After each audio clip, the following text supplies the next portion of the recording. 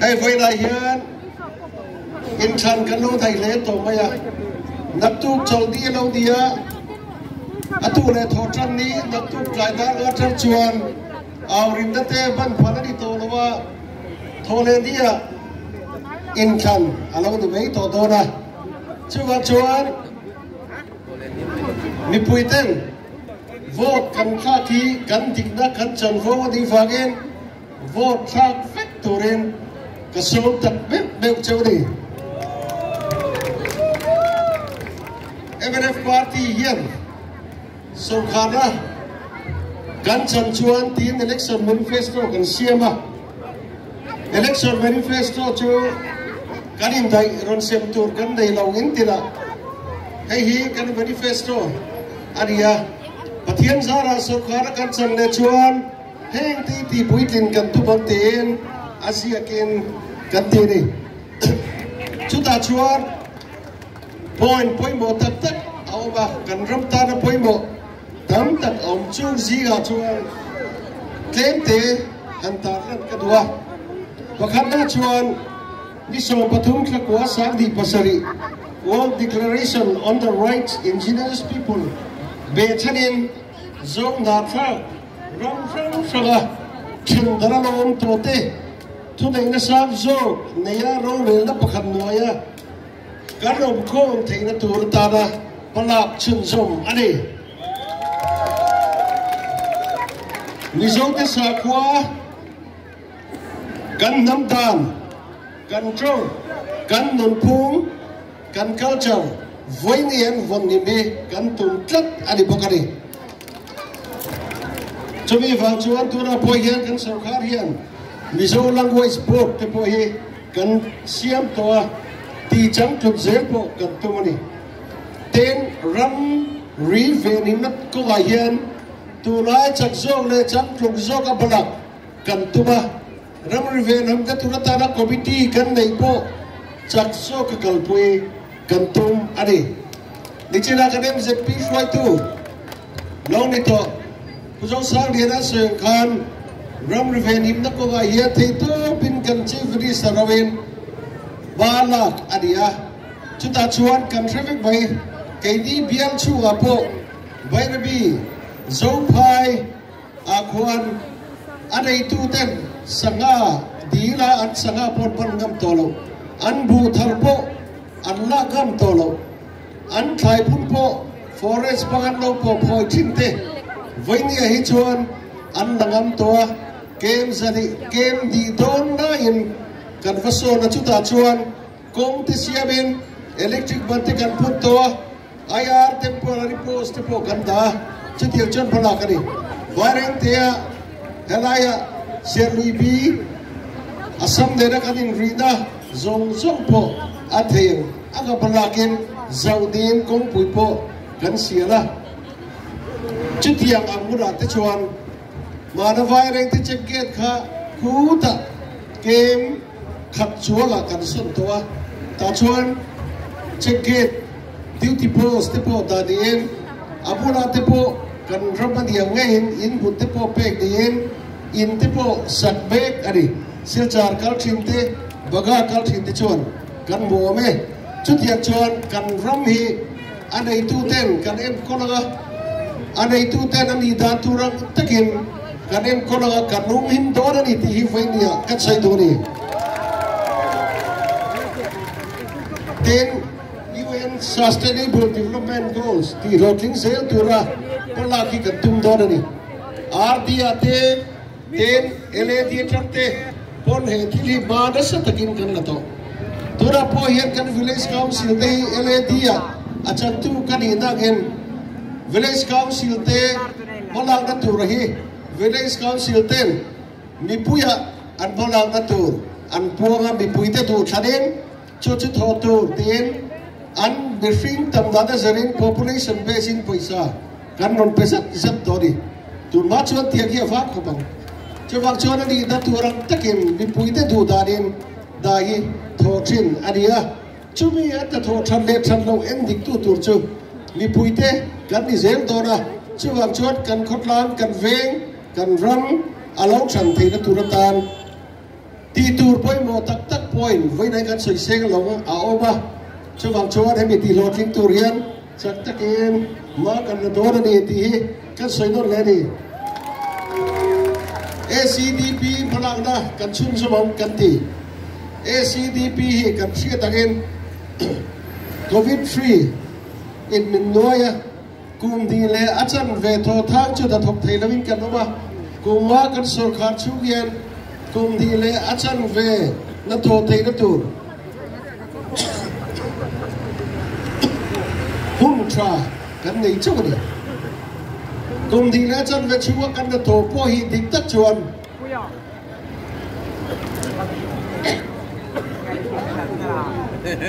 bar ti dang de na khai khina an lo sarkar to na kum som chu khai kin hian voindia kum nga kan sarkar chu wa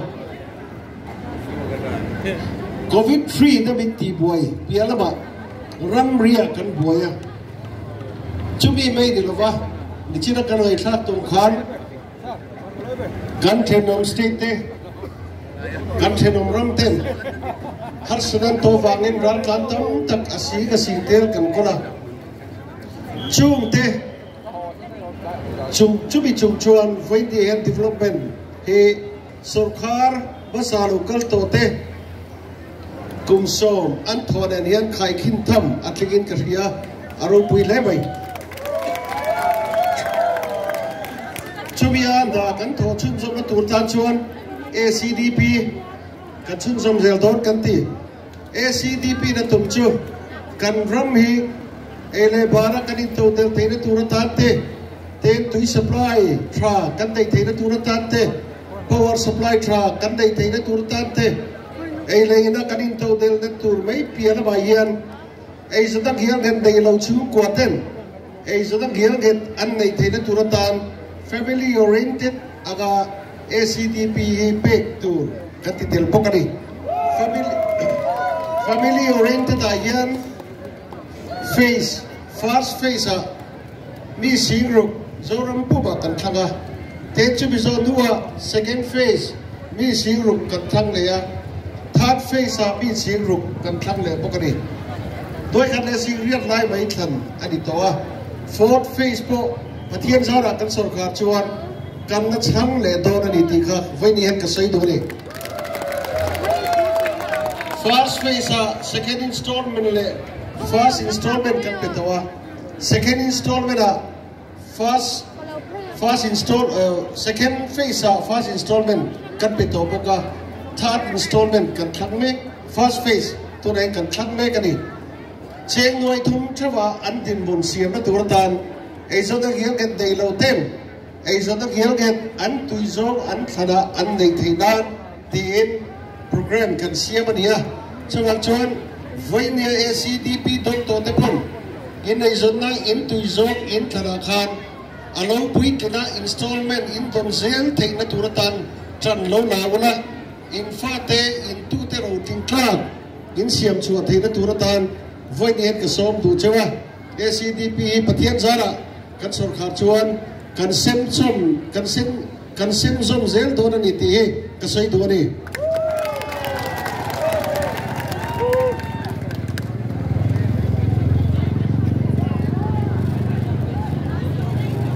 kun na thok tu te huan le ram nei te WRC lấy lệ nei te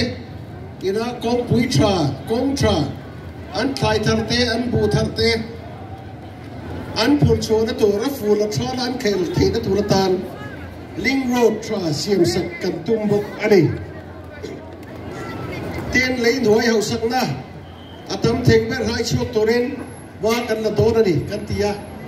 adik tak chuan MNF sarkar lain sa ka se ko samriat le pasaria punal tega sarkana noya ONCC te en bala bultan anum tia bil ko thira an vera thing dola an vera chati chon bun fratra kan vera tura hian congress sarkar chung khan an ngai ta kho bai an company po an vuani chuda chuan MNF party kan lo sarkar le lấy chung bữa ăn thế po về lấy ăn đi gas ông lấy đi thì po bu chu ani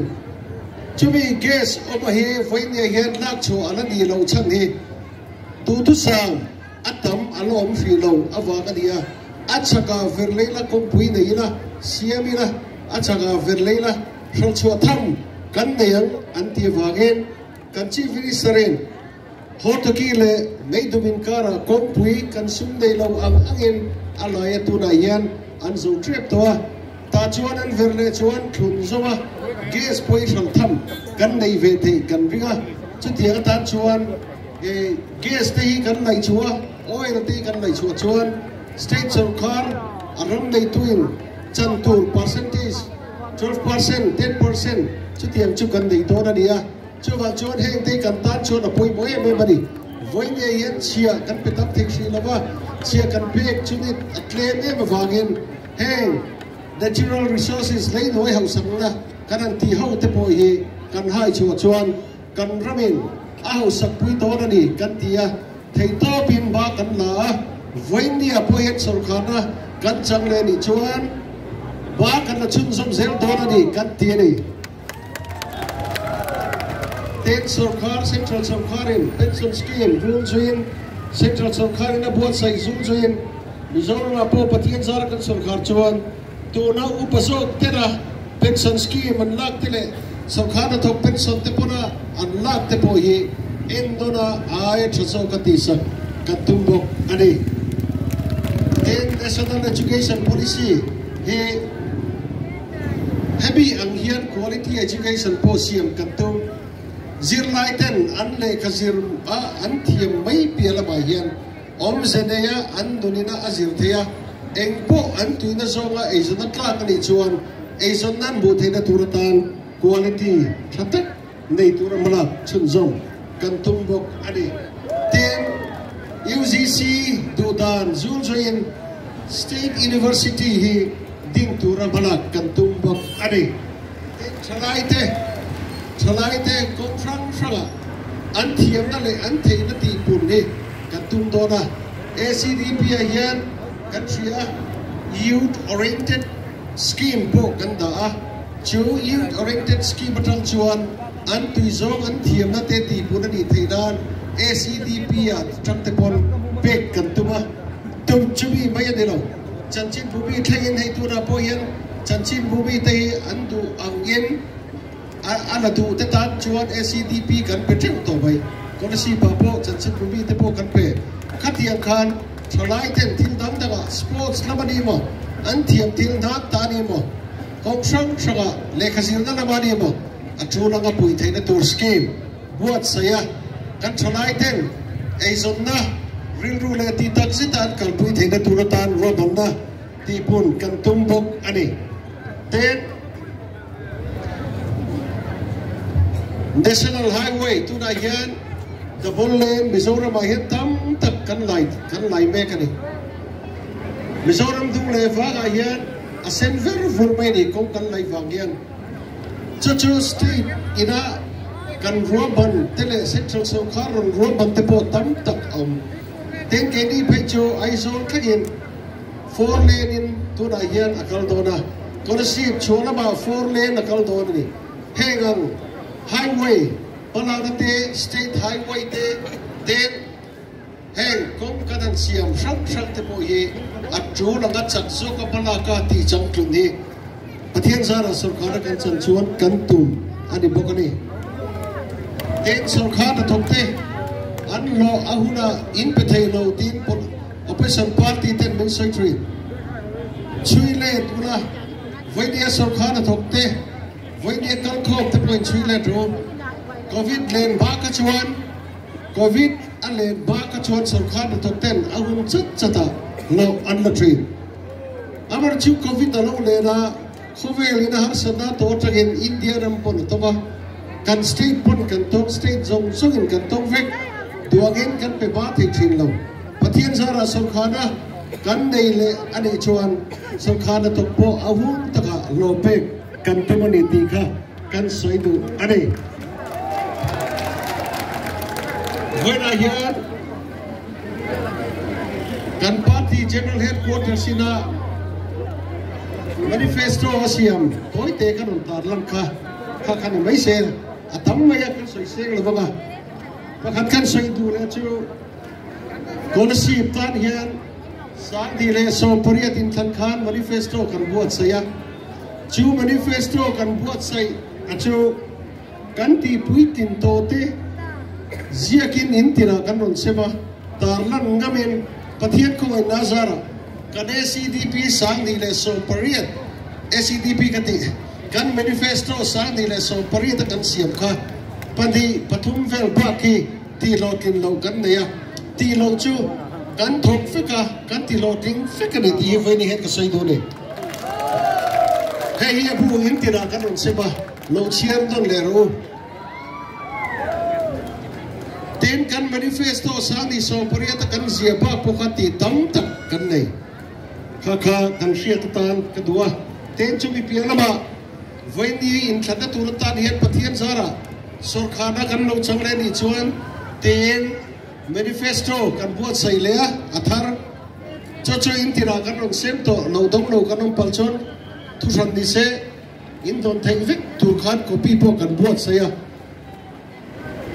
he manifesto hi pathian zara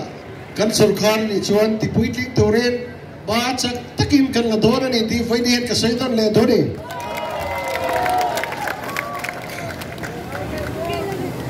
in san nom tura sarkana kan chakani chuan voinia hisel na kan nei theina turatana kan manifesto kan ron tar la nong hian voinia hian 100 bedded hospital tura khet kan sameka cheng muai sang di le zati poisa kan neya kan ten dara tura ken sakme kani arural chu achong lina chong na kan chan chong me kani hei kan sarkar chuan arang theng pera ti puit leng toren voiden kan chun som zel don ni ti kha ka prom do ni ai zona te silchara te kan in pantrin tam lo tam tak kanom trina har sanda sumle pai lama kan tok trina Kolasib pa kan dei ve lo het lo ngai tha kan ti trin ton ba kan in than song song in kan candidate ten kan ti han an ti trin an ti ngai lo Sani so pariata manifesto kan datu na yan kan chief minister te inamin puina zara pathian in riverwata ke tu na yan kan sate kan loma ten chubi piana ba chuan urban primary health center tite ten health and wellness center tite health clinic center kan dei mete health sub center kan dei mete Voidia yan tunai cham tum soka malak kan tuma urban primary health center pe tuna yan ahon phalda kan nei towa kan na hom phan lo pathian sara kan sarkar chuan reilo tia kan honga doctor le nurse le thok tu tur te lak phal le ro chu kan nei to ni cho apun tu kan na chi ti fel chi lo nai he voidia yan clothing na in thana kan nei chuan kan ti puitling fe kan ti he kasai do ni tim dam doi na hian kan ria tangin dialysis khol te kan buna ai in te kan sa tem athok tu nurse te po MNF fanin kan roya tem laboratory technician te po MNF fanin pali lai tu na ket kan roi ni tem chikom boile thil dau azai pui ngai no a vera kan ver the turata na laparoscopy khol te po MNF fanin kan lady ten vi ta num te om te le thil dang tham kala num te po a vera ti song the turata na khol te po kan ma boy me heng kan no le ang chi te po ti chang chun zela a tulang khol dam te po hi MNF fana a the ang chin chu em kol chawal le sak kan tum don bok ani tin Kolasib pia tu choen tu kan la tu choen tu hi kan thin fi ke be bari ten tu na hian tu elo kak zela kan du tu sam kan dei lawang ti poi kan la to a thlong lui kan la the na na sa takin ma kan la chu jal sakti ministry kan khen to a jal sakti ministry kan khen chu tu na hian covid avang khat sak se lo covid ba khan kan khen banani ma se tu na sak kan nei thei lo chumi kan ti puitling the na tu ta chuan trong tuy bố chiếm lùi bố cần lạc thấy nó tụt tan chuan ba cần là đó này thì cần manifesto bộ cần gì cả chắc tất nhiên phát hiện ra là sông khá đã cần chân chuan ba cần là đó này thì cả với đèn cái soi đủ bố cái này tên Kolasib thì hiện qua lâu trăng xe đó mi bui cần lâu trăng xe đó tùy pipeline tên lâu lũy tàu tên pipeline zoom bel ngay thế bộ mà tùy dêm xiêm bel ngay thế mà tùy dêm sẽ to xiêm chân ngay thế bộ cần này chúng mi thua tan chuan department là mình rom bananan xiêm à paisa po abrut scheme atagin kan này ya tu nên paisa kan này be nuôi dân chúa tu là hết chung về là tan chuan kan này ya pai thế bộ lòng thách to phát hiện ra là sông khá nó kan chắc đi chuan chú mong xiêm chân đạp po chắc số các cầu thầy đàn ba cần là đó này thì cả kan soi non lên đó này tên Kolasib bị bùi hi kan đầu thang về thế đó nu là ba tên fan này á anh pha tên được bùi fan nào lâu này á in mồn này lâu tắm chắc cả đó này hay tu này kan soi khát chú in mồn này lâu tết tan in mồn kan ăn buat saya trên khát in pin ti buaya đàn lâu cái thì kan đây biết đâu à trên thì bị chú súng kan ngày tua chúng ta chắc chuột kan lấy đi bây giờ biết thế Kolasib pati po chiti ang chon ba kan labe kani pathian zara sarkana kan changani chuan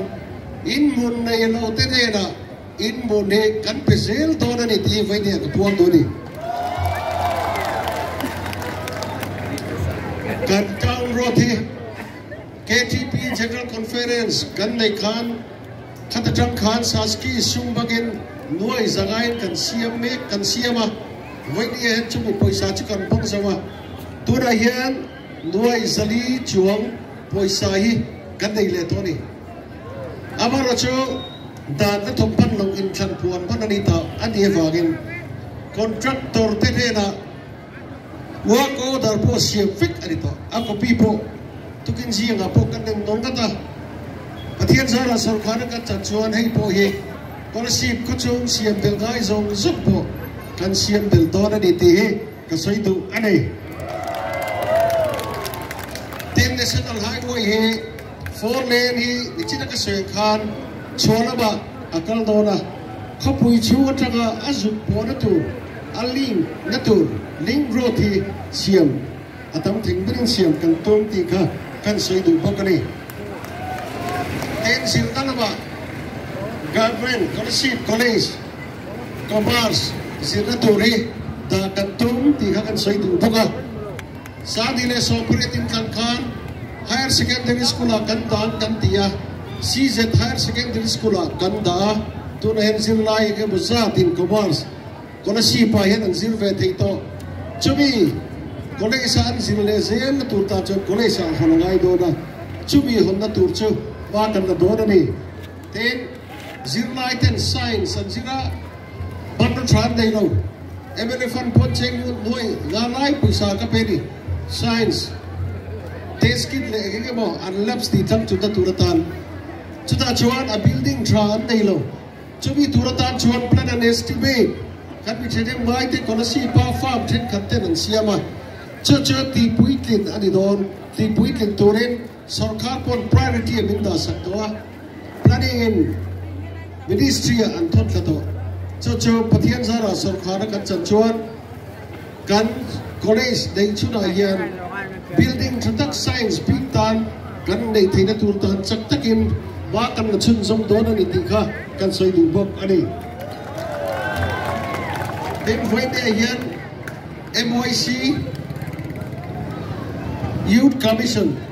coaching class kalthin kan siam to ve thana sor class an kal thina hei duang in lam chak thum lo IAS te IPS te competitive exam function central animo state animo chung tera zilmai graduate tebo graduate lo tepon competitive exam anti chatte ne turata coaching center kan buat sai tunai son ti changklung ani thainan pathian zara kan sarkar chuan ba kan lak ti kan soi le du bok ani zirda in voinia lui to tak tak kan nei heng po he changklung nan ma kan don ani ti kha kan soi duwa in fiam talaba kan panak to na in bu sarkar masayin project vega son football stadium at siama lo ko bai kan sarkar duwa kan deputy chief minister puton loyan bunon hon saka ten kan sarkar duwa sata science center football playground puitling Mizoram chuan FIFA approved club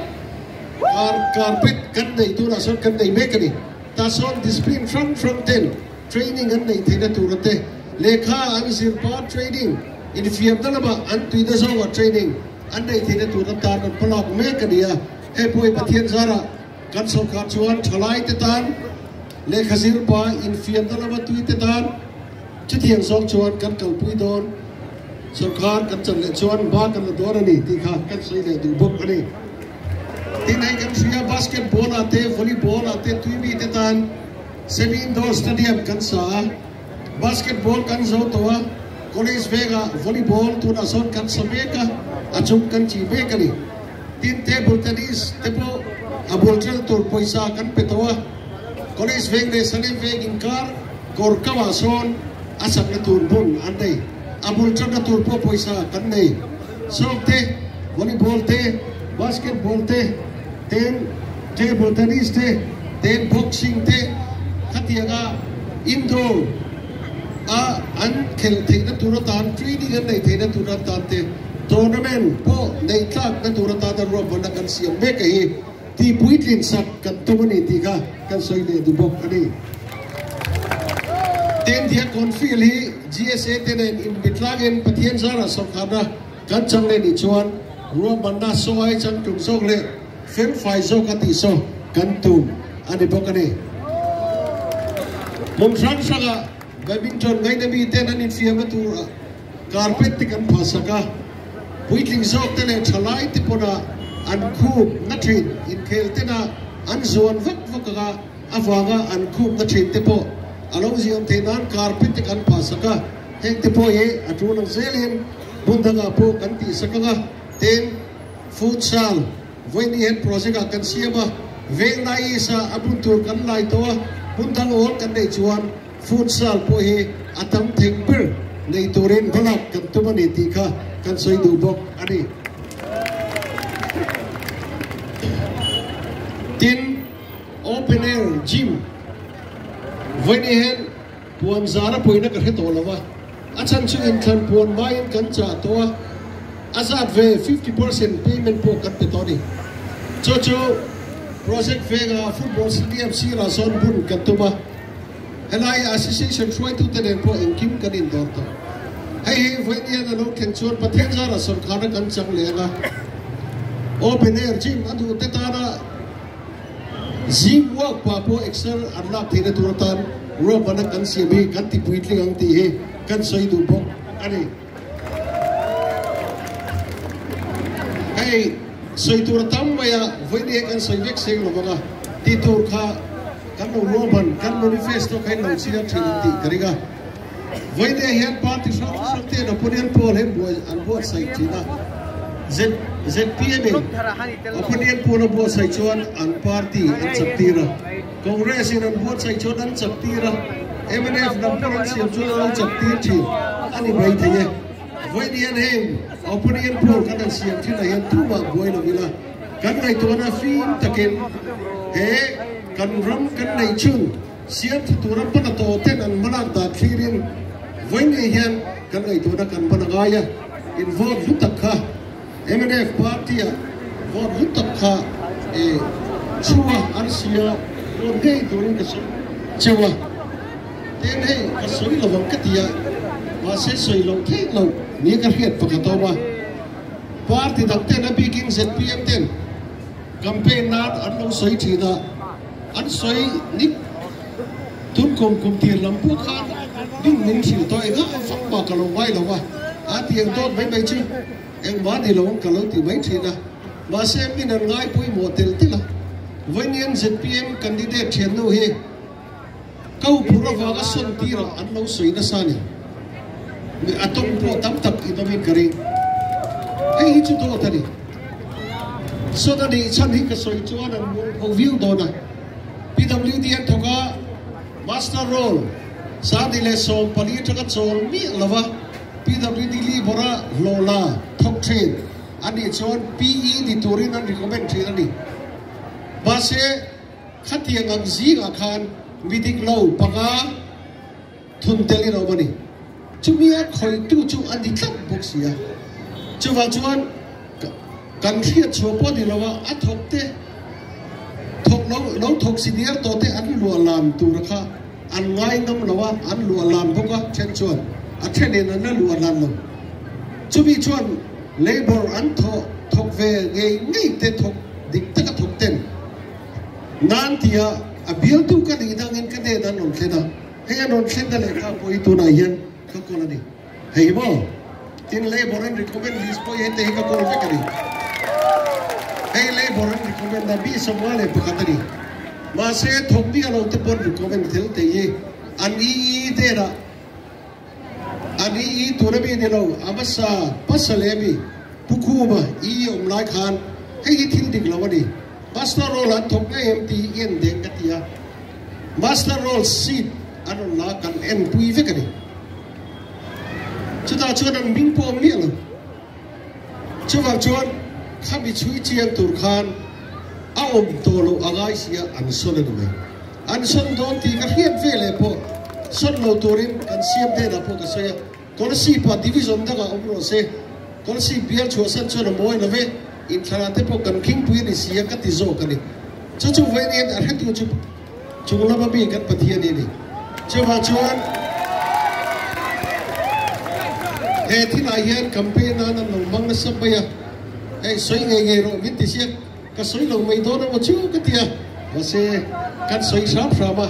hey do ta non campaign le chuan in ti dik lo ni lo ti chu asia ka dei dia chung ta chu kan soi du tel bai bai chu an oi ka ti fiau na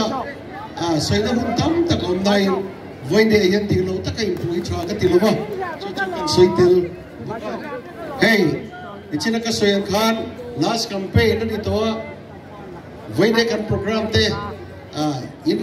lut sak ta hi ro pui ka tia ato claim voi ne chu ling takin kan chairman kai so dan doya kanom tura ngai la hey ka soi thei chum ni mai ri se athian in min vega ga so khana kan chang ngai yang ti karinga arsi alo chu thang chu lo be